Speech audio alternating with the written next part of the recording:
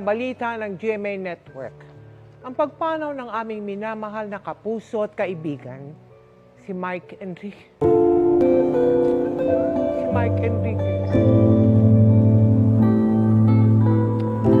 Siya po ay 71 taong gulang.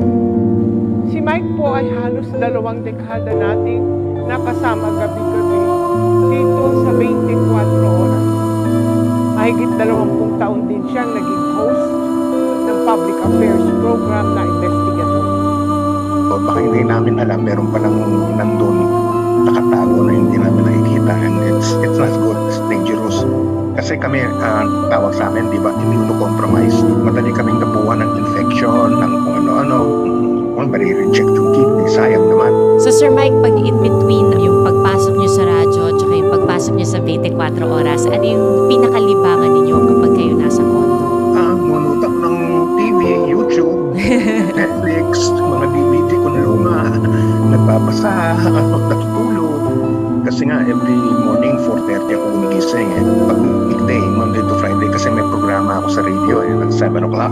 So, pag weekend, Saturday and Sunday, bumabawi ako. Tinatry kong bumawi sa tulog tsaka sa pahinga.